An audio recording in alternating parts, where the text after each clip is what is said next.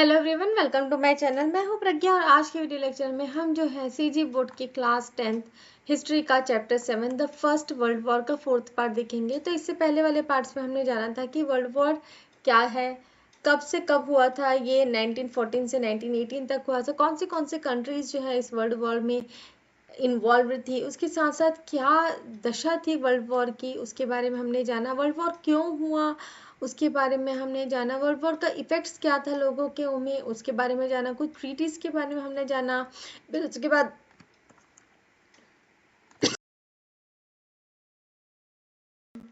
हमने ultra nationalism और militarism के बारे में जाना।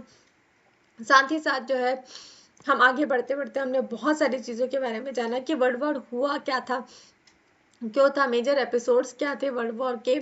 और उसके साथ ही हम जो आगे बढ़ते हुए हमको ये जानना है कि वर्ल्ड वॉर में कौन सी टेक्निक्स यूज़ हुए थे, कौन सी नई टेक्निक्स जो है फर्स्ट वर्ल्ड वॉर में यूज़ हुई थी। तो आगे बढ़ते हुए हमको ये सब चीज़ें डिस्कस करना है। तो new techniques used in world war, कौन सी टेक्निक्स यूज हुई थी। सबसे पहले आया था मशीन गन्स। तो पहले के गन्स क्या रहते थे, राइफल रहता था, उसमें पहले आपने देखा होगा टीवी वगैरह में, उसमें बुलेट लोड करनी पड़ती थी, फिर उसको फायर किया जाता था, फिर बुलेट लोड किया जाता था। तो ये एक लंबा प्रोसेस रहता था, इसलिए टाइम बहुत लगता था। लेकिन मशीन गन्स क्या होते थे, एक बार रोल डाला फिर धक धक धक धक धक धक धक। So soldiers in the network of trenches usually used machine guns. This was the first time that such guns This was the first time when such guns were used in war. They could fire hundreds of rounds per minute. तो soldiers जो network tents में रहते थे वो machine guns use करते थे। ये first time में जो ये इस तरीके की गन्स है वॉर में लेके आया गया था। ये फर्स्ट वॉर था जिसमें इस तरीके की गन्स लाई गई थी। तो ये क्या कर सकते थे, ये जो मशीन गन्स है 100 राउंड्स पर मिनट्स जो है, एक मिनट में मतलब 100 लोगों को ये गोली मार सकते थे। तो इनका किलिंग पावर बहुत ज़्यादा था, क्योंकि ट्रेडिशनल राइफल को क्या करना पड़ता था, हर बार रीलोड करना पड़ता था हर एक शॉट के बाद। उसके बाद कैनन्स। तो कैनन्स क्या होते हैं, तोप के गोले, ठीक है, कहीं ना कहीं सुना होगा, टीवी वगैरह में भी देखा होगा। तो this way used in large scale in the war. The heavy cannons could fire 50 to 60 rounds पर मिनट्स। तो ये भी बहुत ज़्यादा यूज़ होने लग गए थे इस वॉर में, और ये हैवी होते थे, हैवी कैनन्स होते थे जिसमें बारूद डाला जाता था, गोला बारूद डाला जाता था, और जो 50 से 60 राउंड्स एक मिनट में हो सकते थे, एक मिनट में फायर कर सकते थे।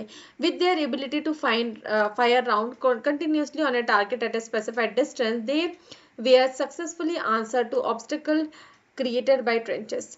तो अब ये जो इनकी एबिलिटी क्या रहती थी कि कंटिन्यूसली इसको टारगेट, कोई भी जो टारगेट है वहाँ पे कंटिन्यूसली फायर किया जा सकता था। तो ये बहुत चार्जेस थे कि वो सक्सेसफुली जो है वो ऑब्स्टिकल जहाँ पे वो निशाना दागा जा रहा है, जो ट्रेंचेस क्रिएट किए गए हैं उसमें वो फायर कर दे। तो they could destroy the trenches along with the enemy soldiers, their weapon and equipments. तो ये क्या कर सकता था, जो भी ट्रेंचेस जो भी वॉर फ्रंट में बनाए जाते थे उनको एक साथ में पूरा तबाह कर देता था। साथ ही साथ में जो इतने भी सोल्जर्स हैं, एनिमीज हैं, सोल्जर्स हैं, और उनके जो वेपन्स हैं और इक्विपमेंट्स हैं उसको सब एक बार में तबाह कर देता था। उसके बाद टैंक, ठीक है, ये टैंक इस तरीके का दिखता है, टैंक, फर्स्ट टैंक था ये। तो 1899 में ब्रिटेन ने डेवलप किया एक आर्म्ड कार, ठीक है। ये आर्म्ड कार मतलब ये ऐसी कार थी जिसमें आर्म्स थे, हथियार था, ठीक है, जिसमें बुलेट प्रूफिंग प्लेटिंग भी थी। That was equipped with the machine guns, ठीक है, bullet proofing plating, armed car था और इसमें एक मशीन गन थी। तो इसके टायर्स जो थे वो रिप्लेस किए गए थे चेन ट्रैक से। तो इससे क्या होता था, जो व्हीकल है वो मडी एरिया जो है, जैसे कि जो मड वाला एरिया है वहाँ पे भी, है ना, धूल मिट्टी वाला एरिया है, और अनडुलेटिंग ट्रेन मतलब उबड़ खाबड़ रास्तों में भी चढ़ जाता था। तो इस तरीके से टैंक जो है डेवलप किया गया था। उसके बाद था सबमरीन। तो जर्मनी ने डेवलप किया था यू बोट। यू बोट मतलब सबमरीन को कहा जा रहा है। तो ये क्या कर सकता था, पानी के अंदर हम नेविगेट करके जा सकते थे और एनिमी शिप्स में हम बॉम्ब गिरा सकते थे। तो अराउंड 50% जो ब्रिटेन के ट्रेड शिप्स थे वो इसी तरीके से ये जो यू बोट्स थे उसके द्वारा डिस्ट्रॉय किए गए। उसके बाद आया था बहुत ही दर्दनाक पॉइजन गैस, ठीक है, जर्मन यू बोट, ठीक है, ये जर्मन का एक यू बोट है। ठीक है, पिक्चर यहाँ पे दी गई हुई है। तो Germany which has flourish chemical industry experimented with poison gas to kill और ब्लाइंड द एनिमी। तो बहुत ही घातक, मुझे जब मैं इसका प्रिपरेशन करती हूँ तो जब ये वॉर वाला जो ये सिचुएशन चल रहा है, ऐसा लगता है चीज़ें मेरे आंखों के सामने आ गई और मेरे मतलब रोंगटे खड़े हो जाते हैं ये सब चीज़ें। मतलब ऐसा भी हुआ होगा उस समय में, इतना दर्दनाक मंजर रहा होगा उस समय में। अब आप सोचिए, पॉइजन गैस, आपके पास एक गैस छोड़ दी जा रही है जिसके धुएं से आप खुद का दम घुटने से आप मर जाओगे, आप तिल तिला के मर जाओगे। तो आप सोचिए क्या सिचुएशन होगी आपके। अगर अगर अभी के सिचुएशन में वॉर हो रही है तो आप ये सोचिए कि आपके घर के मुखिया जो सदस्य है वो वॉर लड़ने चले गए हैं और वो वापस आ रहे हैं, या तो उनकी मृत्यु की खबर आ रही है या तो वो डिसेबल्ड होके वापस आ रहे हैं, अपंग होके वापस आ रहे हैं, तो आपके ऊपर क्या बीतेगा। तो उस समय उन वहाँ पे लोगों की, इवन इंडिया के लोग सोल्जर्स भी गए थे जब ब्रिटिशर्स का टाइम था उस समय। तो आप सोचिए मतलब उस समय लोगों के घरों की सिचुएशन रही कैसी रही होगी। ओके, तो सोल्जर्स, तो ये एक्सपेरिमेंट, तो जर्मनी में इंडस्ट्रियलाइजेशन स्टार्ट हो गया था, तो केमिकल इंडस्ट्रीज वहाँ पे सेटअप हो गई थी। तो जो पॉइजन गैस है, ठीक है, उससे एक्सपेरिमेंट करना चालू कर रहे थे वो, ताकि जो एनिमी सोल्जर्स है उनको किल कर सके या तो फिर ब्लाइंड कर सके। तो सोल्जर्स जो अपोजिट साइड में, उनको मास्क पहनना पड़ता था ताकि वो कंटिन्यू फाइट कर सके। और इस तरीके की दर्दनाक स्थिति, devastating effect of such chemical weapon, तो इस केमिकल वेपन का जो दर्दनाक मंजर था, जो बहुत बुरा प्रभाव था, उसके कारण सभी कंट्रीज जो वर्ल्ड में थे उन्होंने ये डिसाइड किया कि इसके बाद इस तरीके के वेपन्स कभी भी वॉर में यूज नहीं होंगे। तो इस एग्रीमेंट को क्या कहा जाता है, जेनेवा कन्वेंशन। क्या कहा जाता है, जेनेवा कन्वेंशन कहा जाता है, which also specified several other important rules of warfare that is universally accepted. तो इस जेनेवा कन्वेंशन में कुछ और भी रूल्स लेके आए गए, जिसमें ये कहा गया था कि कुछ नियम कानून होने चाहिए। भी लड़ाई हो रही है इसका मतलब ये नहीं है कि कुछ भी होता जाए, कुछ भी किया जाए। तो इस तरीके के पॉइजन गैस का यूज फिर से नहीं करना है। उसके बाद रेलवे ट्रेन्स डेवलप हो गए थे। तो during first world war, soldiers, weapon, cannons running on railway track and other war logistics were transported to distant outposts by train. This new transport facility established an important place for itself in war. तो first world war के समय ही railways का क्या आ गया था।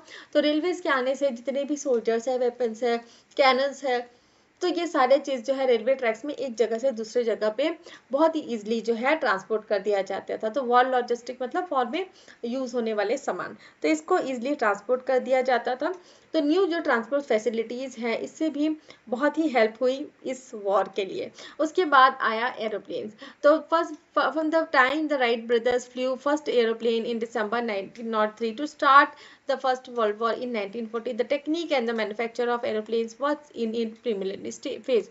तो जब Wright brothers, जैसे कि आपको पता होगा, एयरप्लेन, फर्स्ट एयरप्लेन किसने डिस्कवर किया था, राइट ब्रदर्स ने। तो राइट ब्रदर्स ने इसको दिसंबर 1903 में स्टार्ट किया था। और उस समय जब वर्ल्ड वॉर आया 1914 में, तो ये टेक्निक और जो मैन्युफैक्चर होने वाला जो एरोप्लेन्स है वो थोड़ा सा अपने प्रीलिमिनरी स्टेट में था, मतलब स्टार्ट ही हुआ था उस समय ये जो भी डिस्कवरी है। तो अब इस स्टेज में दे वर यूज्ड फॉर, है ना, इसको यूज़ किया जाता था एयर पेट्रोल के लिए, ताकि जो एनिमी की जो पोजीशन है उसका पता लगा जाए। कॉनरेट मतलब होता है एनिमी का पोजीशन को पता लगाने के लिए। तो most nation soon realise the strategic importance of airplanes. फिर धीरे धीरे जो नेशंस है उनको पता लगा कि भाई इसको स्ट्रेटेजीज के साथ यूज़ किया जा सकता है। तो एज अ रिजल्ट इससे क्या हो गया, टेक्निक आ गई एयरक्राफ्ट की। तो एयरक्राफ्ट क्या होता है, तो ये एडवांस हुआ फर्स्ट वर्ल्ड वॉर के समय में। क्या होता है एयरक्राफ्ट जो ऐसे वो होते हैं जिसमें मतलब बंदूके जैसा रहता है, उसमें मतलब वॉर्स में यूज किया जा सकता है। तो from 750 planes at the beginning of war, the number rose to 10,000 on both sides of the conflict by the time of war ended. तो वो 750 प्लेन्स पहले बनाए गए थे और जब वॉर एंड होने आ गया 1980 में, तो 10,000 ऐसे एयरप्लेन्स बनाए जा चुके थे। तो वॉर ने बहुत ज़्यादा डेवलपमेंट देखा, मोर एडवांस एयरक्राफ्ट का, जो कि एयरबॉर्न हो, ठीक है, मतलब हवा में रुक सके ज़्यादा समय तक, ज़्यादा फ्लाई फास्टर, मतलब बहुत इजीली फास्ट फ्लाई कर सके, तेज़ी से जा सके, और मोर स्टेडली बिल्ड, मतलब स्टेडली मतलब उसका ढांचा जो है वो ज़्यादा फ्रेम हो। So how war affected the people, तो लोगों के मन में, लोगों के जीवन में वॉर का क्या इफेक्ट आया, तो आप समझ सकते हैं कि क्या इफेक्ट आया होगा। तो देखेंगे हम, the first world war was a total war, तो ये पूरे तरीके से एक टोटल वॉर था। It was the first time in which all the people of every country caught in its ambit were thrust into the conflict and suffered it consequence. ये पहला एक ऐसा वॉर था जिसमें हर एक कंट्री का जो जो इंसान है, हर पूरे जो विश्व के जो लोग हैं, वो इस जाल में, इस वॉर के जाल में फंस चुके थे। और इनका जो एम्बिट थ्रस्ट मतलब है कि इनका प्रभाव कहीं ना कहीं जो है उनके जीवन में आया ही था, और इनके जो नतीजे हैं उनको ही झेलना पड़ा था। तो people living in the battle front areas were वो सफरर्स, तो जो लोग जिनका घर जो है, जो बैटल फील्ड्स बनाए जाते थे, जो लड़ाई करने वाली जगह है उनके आसपास रहते थे, उनको बहुत ज़्यादा सफ़र करना पड़ता था, उनको ज़्यादा ही कुछ परेशानियां झेलनी पड़ती थी। तो उनको क्या कर दिया जाता था, उनको कभी लूट लिया जाता था, उनको रेप कर दिया जाता था, जो महिलाएं उनका रेप कर दिया जाता था, और उनपे सब्जेक्टेड टू एट्रोकैट्स, एट्रोकैट्स मतलब अत्याचार, ठीक है। तो उनपे बहुत ज़्यादा अत्याचार होता था, जो भी एनिमी ट्रूप्स रहते थे उनको लूट लेते थे, उनका घर तोड़ देते थे, तो इस तरीके के अत्याचार भी बहुत होते थे। Their homes and fields were completely destroyed rendering them homeless, तो उनके घर है, उनके खेत है, उनको पूरी तरीके से तबाह कर दिया जाता था और वो बेघर हो जाते थे। The most serious affected countries were Belgium, France, Poland and Russia, तो इसमें सबसे ज़्यादा जो अफेक्टेड कंट्रीज हैं, जिनको बहुत ज़्यादा इससे आघात हुआ, वो कौन से थे, बेल्जियम, फ्रांस, पोलैंड और रशिया। तो every government stripped up war hysteria to win the support of their people.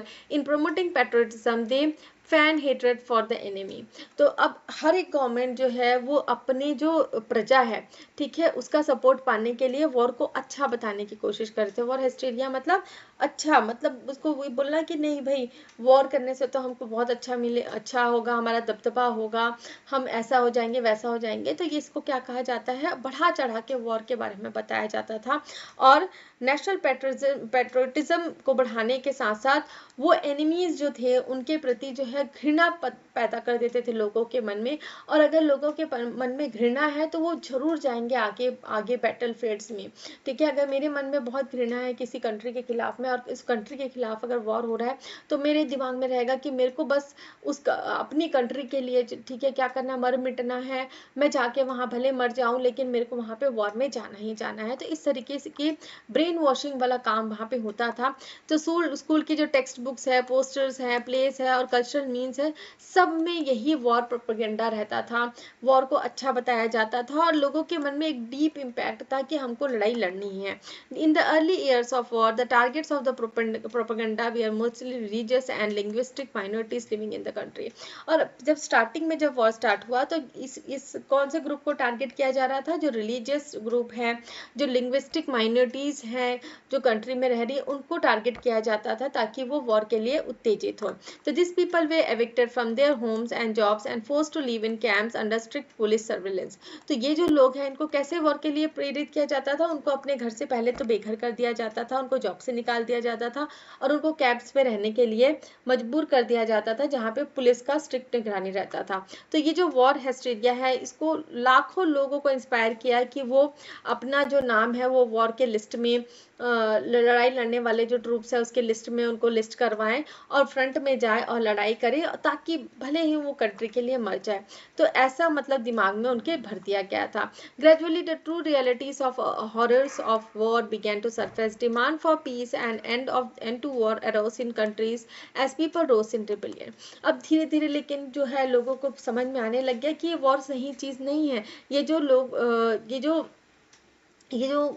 डर खौफ था जो वॉर का, वो चालू होने लग गया। लोगों ने देखना चालू कर दिया कि वॉर करने से कितना मतलब नुकसान जो है आम आदमी को झेलना पड़ रहा है। इसलिए डिमांड, ठीक है, शांति के लिए और जो वॉर है उसको एंड करने के लिए डिमांड्स आने लग गई। सारी कंट्रीज के लोग जो हैं वो क्या करने लगे, विद्रोह करने लग गए।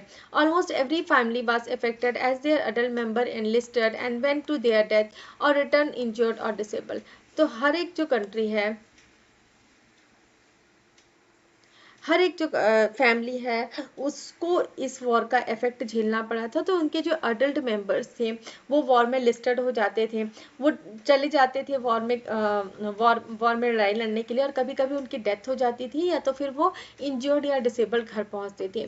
तो they want the brunt of war, it cost and consciousness in some way or other, one serious consequence for the threat of starvation as food became scarce। तो ये जो कॉमन पीपल था उसको वॉर का जो नतीजा, ब्रंट ऑफ द वॉर मतलब नतीजा झेलना पड़ रहा था, उसके कॉस्ट और कॉन्सिक्वेंसेस झेलने पड़ रहे थे। किसी न किसी तरीके से जो कॉमन पीपल है वही ज़्यादा प्रभावित हो रहा था। और सबसे मेन सीरियस जो कॉन्सिक्वेंस था, इसका नतीजा था वॉर का, वो क्या था? स्टारवेशन, फूड की कमी हो जा रही थी।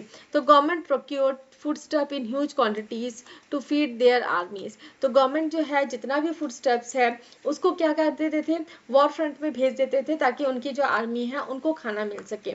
और अनदर रीजन क्या था फूड स्कैर्सिटी का, मतलब फूड की कमी का मार्केट में? क्योंकि डिस्ट्रप्शन ऑफ ट्रेड, ठीक है, जो ट्रेड प्रैक्टिसेस है वो बहुत गलत तरीके से हो रहा था। तो वॉर कंडीशंस जो थी उसके कारण जो फूड स्टफ्स बाहर से इंपोर्ट होके आते थे, जैसे किसी कंट्री में गेहूं नहीं होता, वो बाहर से किसी कंट्री में गेहूं इंपोर्ट कर रहे हैं, लेके आ रहे हैं।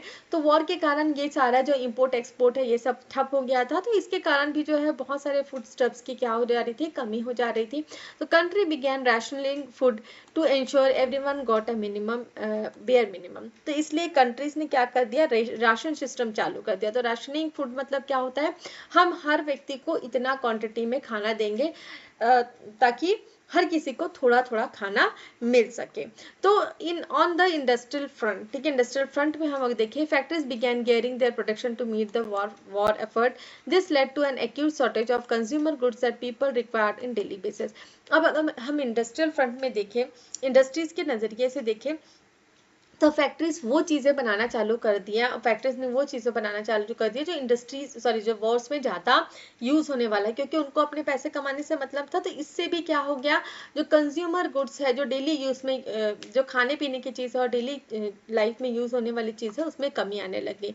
तो prices rose as both food stuff and consumer goods became scarce, doubling or even tripling, but the wages of worker did not rise in proportion. तो ऐसे में क्या होने लग गया? जो प्राइसेस थी डेली कम्युनिटीज की खाने की, वो क्या होने लग गई? बहुत हद तक क्या होने लग गई? बढ़ने लग गई। कभी कभी डबल और कभी कभी ट्रिपल रेट भी हो गया। लेकिन जो वेजेस थे वर्कर्स के, जो तनख्वाह थी जो वर्कर्स की, वो बढ़ी नहीं उस प्रोपोर्शन में जिस प्रोपोर्शन से महंगाई बढ़ रही थी। तो factories and mill owners catering to the war needs earned handsome profits and enriching themselves, but the wage of workers remained the same. Public facilities like hospital and dispensaries were also diverted to war effort, inconveniencing the people and making them suffer. तो factories और मिल owners जो है वो war में जो use होने वाली चीज है वहां पे अपना बेच बाज के क्या है प्रॉफिट कमाने लग गए। लेकिन जो कॉमन पीपल है, जो वर्कर्स हैं, उनकी सैलरीज तो नहीं बढ़ी, तो उनकी सैलरीज तो वैसी की वैसी रही। तो प्रॉफिट्स जो है वो इंडस्ट्रीज के हाथ में आने लग गया। और जब इवन जो पब्लिक फैसिलिटीज है जैसे कि हॉस्पिटल्स हो गया, डिस्पेंसरीज हो गया, ये भी वॉर के एफर्ट में ज़्यादा लगने लग गई, वो वॉर की तरफ ज़्यादा ध्यान देने लग गई। वो सारे जो है जैसे हॉस्पिटल डिस्पेंसरीज उठ के जो भी सोल्जर्स हैं उनके ट्रीटमेंट में लग गए। तो जो कॉमन पीपल हैं उनको बहुत ज़्यादा दिक्कतें फेस करने लगी, उनको बहुत ज़्यादा सफ़र करने लगे। तो यहाँ पे एक पोस्टर है, ईट लेस ब्रेड, ठीक है, ये वर्ल्ड वॉर फर्स्ट के समय का पोस्टर है। तो क्या बोल रहे हैं? कम थोड़ा खाना खाइए, save the wheat and help the fleet, मतलब आप थोड़ा कम खाइए और जनता जनार्दन वहाँ पे जो लड़ाई हो रही है उसको सपोर्ट करिए। तो as the war casualties and mortality figure rose, with every family repeating loss of their adult member, the people's anger turned on those who were responsible for whipping up war hysteria and leading their country into conflict। तो जैसे जैसे ये war की दिक्कतें आने लग गई, casualties मतलब दिक्कतें आने लग गई, और मोर्टेलिटी रेट जो है, जो डेथ रेट है वो बढ़ने लग गया। हर एक फैमिली में एक अडल्ट मेंबर का लॉस रिपोर्ट होने लग गया। तो लोगों के का जो गुस्सा है वो बहुत ज़्यादा बढ़ गया। एंगर मतलब गुस्सा बहुत ज़्यादा बढ़ने लग गया। तो इससे जो है लोग ढूंढने लग गए कि ये वॉर हिस्टीरिया, ठीक है, वॉर के बारे में लोगों के का ब्रेन वॉश करने वाले लोग हैं क्या, उसको खोजने लग गए। और फिर वहाँ पे जो है इससे जो कंट्री में क्या हो गया, कॉन्फ्लिक्ट चालू हो गया, लोग जो है वॉर के बिल्कुल खिलाफ हो गए। तो वर्कर्स बिगैन एजिटेटिंग मोर वेजेस, तो वर्कर्स जो है अब क्या करने लगे, नारा लगाने लग गए, गुस्सा करने लगे कि उनको अब ज़्यादा वेजेस चाहिए। People realise that it was the absence of democracy in their country that made it so easy for war mongering government to lead them into horrible war। तो अब जो लोग हैं उनको ये रियलाइज होने लग गया, उनको ये पता लगने लग गया कि ये जो डेमोक्रेसी है वो हमारी कंट्री में नहीं है, उसके कारण जो है जो वॉर है ना, वॉर को बढ़ावा देने वाले जो गवर्नमेंट है वो उनको इस वॉर के दलदल में, इस जो हॉरिबल वॉर है, खूंखार वॉर है, उसमें उनको फंसा के रख दिया है। तो had democracy been establish the government would have been forced to listen to people, not wage war against wishes. तो अब ये मानने लग गए थे कॉमन लोग कि अगर डेमोक्रेसी हमारी कंट्री में रहती तो विदाउट जो है लोगों की राय के बिना जो गवर्नमेंट जो है वो वॉर को प्रमोट नहीं कर पाती, वॉर में उनको ज़बरदस्ती भेजती नहीं, तो उनके मर्जी के खिलाफ ऐसा होता नहीं। तो अब नेक्स्ट हमको देखना है by 1970। Barely 3 years after the outbreak of war, anti-war sentiments became widespread in every country। तो 3 साल बस हुए थे वॉर के लिए, वॉर को चालू हुए, और ये जो एंटी वॉर सेंटिमेंट्स हैं ये बढ़ चढ़ के बढ़ने लग गए, पूरी कंट्रीज, जितनी भी कंट्रीज हैं उसमें ये बढ़ने लग गया। तो people of Germany, Russia, Turkey, Austria, Hungary and other country rose in revolt against their government. तो सारी जो कंट्रीज हैं उनके जो लोग हैं, ठीक है, वो अपने गवर्नमेंट के खिलाफ जो है उन्होंने प्रदर्शन करना चालू कर दिया, रिवॉल्ट करना चालू कर दिया। The wave of democratic revolution that led this country saw their traditional empires disintegrating even before the war ended। तो ये जो डेमोक्रेटिक रेवोल्यूशंस हो रहे थे कंट्री में, ये क्या हो गए, उन्होंने देखा कि जो ट्रेडिशनल एम्पायर्स हैं वो इंटीग्रेट होते जा रहे हैं, उनकी कमी होते जा रही है वॉर एंड होने से पहले। तो India too felt the acute impact of war. The country has to send its soldiers to the war front and also bear a heavy tax burden as the British rulers increase taxes to raise money to pay for the war front. तो अब India जो है, यहाँ पे India ने भी बहुत कुछ झेला वॉर के कारण। तो ये मेन रीजन क्या था ब्रिटिशर्स के खिलाफ जो है जो नेशनल मूवमेंट जो स्टार्ट हुआ था वो यही था कि इंडिया के बहुत सारे सोल्जर्स, लाखों सोल्जर्स को वहाँ भेजा गया, जो कॉमन फार्मर्स, लेबरर्स हैं, उनको वॉर में लड़ने के लिए भेजा गया। तो इंडिया में भी बहुत ज़्यादा इसका प्रभाव पड़ा। तो कंट्रीज जो है अपने सोल्जर्स को वॉर फ्रंट में भेजा, इससे जो बहुत ज़्यादा टैक्स जो है ब्रिटिश रूलर्स ने जो है टैक्सेस इंक्रीज कर दिए, क्योंकि उनको पैसा चाहिए था वॉर फ्रंट के लिए। तो विद फूड स्टेप्स और इंडस्ट्रियल गुड्स जो है उसको आर्मी के लिए भेजना चालू कर दिया। तो इससे प्राइसेस क्या हो गए, मैनफोल्ड मतलब चेंज होने लग गए। और जो सबसे ज़्यादा सफ़र करने वाला जो इसमें कौन था, वो कॉमन मैन था, क्योंकि it was golden opportunities for Indian industries who sell their goods at inflated prices to amass profit. तो अब इसमें सबसे ज़्यादा जो मार झेलने वाले लोग थे वो कॉमन लोग थे, क्योंकि इंडियन इंडस्ट्रीज जो है उनके पास बहुत ही अच्छा मौका था, गोल्डन अपॉर्चुनिटी थी कि वो अपने जो फूड स्टेप्स हैं, अपने जो भी गुड्स हैं उसको हाई प्राइसेस में बेचे जो भी जनता है उनके बीच में।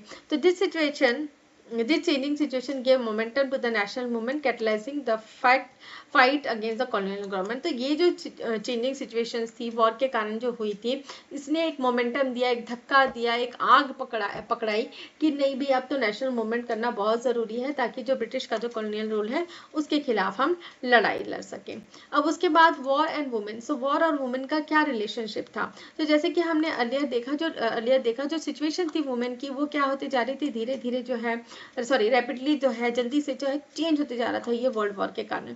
तो क्योंकि मेल अडल्ट जो है वो वॉर में चले गए थे, कॉन्स्पिरेटेड इन द वॉर एफर्ट, ठीक है, उनको वॉर में भेज दिया गया था। तो वुमेन्स को है पूरा अपने घर की जिम्मेदारी निभाना था। तो उनको फैक्ट्रीज में काम करने की ज़रूरत थी, फार्म्स में काम करने की ज़रूरत थी, खेतों में काम करने की ज़रूरत थी, ताकि वो अपनी फैमिली को सपोर्ट कर सके। तो इसके एडिशन उनको घर का भी काम, घर की भी सारी जिम्मेदारी देखनी पड़ती थी। तो ये जो चेंज हो गया था उनके रूटीन में, उनको घर का भी काम करना है, बाहर का भी काम देखना है, तो ये जो चेंज हुआ था उनके रूटीन में, इससे उनका जो लाइफ जीने का जो तरीका है वो ही पूरा चेंज हो गया, उनका पूरा रोल ही चेंज हो गया। तो उनको ये लगने लग गया कि वो अब बहुत ज़्यादा इंडिपेंडेंट है, और उनको जो सोशल वर्क थे और जो राइट्स था उसके बारे में वो बहुत ज़्यादा जागरूक होने लग गए। तो इससे क्या होने लग गया, एक न्यू पोजीशन जो है उनकी, एक पोजीशन, एक नई पहचान बन गई पूरी सोसाइटी में, एक रोल बन गया पूरी सोसाइटी में। और बहुत सारी कंट्रीज में वुमेन्स जो है उन्होंने क्या किया, एजिटेट, ठीक है, उन्होंने क्या किया कि अब वॉर एंड करना है करके उन्होंने एक विद्रोह करना चालू कर दिया और पीस रिस्टोर करना चाहती थी वो, क्योंकि सबसे ज़्यादा इफेक्ट जो है इन वॉर का उन पे ही पड़ा था, क्योंकि उनके जो एडल्ट मेंबर्स हैं वो वॉर में चले गए हैं, घर की सारी जिम्मेदारियां उनके ऊपर है। तो वो भी चाहती थी, और कई बार ऐसा हो जा रहा था कि उनके एडल्ट मेंबर्स जो हैं वो उनकी डेथ हो जा रही थी या फिर वो अपाहिज हो जा रहे थे, तो सारा जो कॉन्सिक्वेंसेस है वुमेन्स को ही बेयर करना पड़ रहा था। तो इसलिए उन्होंने कई बार एजिटेटेड होके, गुस्सा होके ये वॉर को एंड करने की के लिए रिवॉल्ट आंदोलन भी किया। तो इसके ग्रोइंग अवेयरनेस के कारण, जो वुमेन्स का जो ग्रोइंग अवेयरनेस के कारण जो, ठीक है, तो उन्होंने अपने पार्लियामेंट्री राइट्स भी मांगे, राइट टू वोट मांगना चालू कर दिया पार्लियामेंट्री इलेक्शन में। तो 1918 में ब्रिटेन फर्स्ट कंट्री बना जिसने अपनी जो वुमेन्स है, अपनी जो वुमेन जनता है उनको राइट टू वोट दिया। जो 30 ईयर्स से ऊपर की जो महिलाएं हैं वो वोट कर सकती। तो यहाँ पे वुमेन को अरेस्ट किया जा रहा है क्योंकि ये डेमोन्स्ट्रेट कर रही थी right of vote to London in 1914 में। और ये वुमेन वर्कर्स हैं जो ब्रिटिश की फैक्ट्रीज में काम कर रही, जो गोला बारूद की फैक्ट्रीज है उसमें काम कर रही है। उसके बाद नेक्स्ट हमको देखना है कि वॉर एंड करने के लिए इतना एजुकेशन होने लग गया, इतनी रिवॉल्ट्स होने लग गई, तो कुछ पीस ट्रीटीज के बारे में हमको जानना है। और आगे आने वाले वीडियो लेक्चर में हम इन पीस ट्रीटीज के बारे में जानेंगे और कुछ और वॉर के इफेक्ट्स के बारे में जानेंगे। तो मैं आशा करती हूँ कि इतना आपको समझ में आएगा। इतना समझ में आया तो वीडियो को लाइक शेयर करें, कमेंट करके बताएं कि वीडियो कैसा लगा। अगर मेरे चैनल की वीडियोस आपको पसंद आते हैं तो चैनल को सब्सक्राइब कर लीजिए, बेल नोटिफिकेशन को भी ऑन कर लीजिए ताकि जब भी मैं नई वीडियोस डालूं तो आपको नोटिफिकेशन मिल सके। Thanks for watching.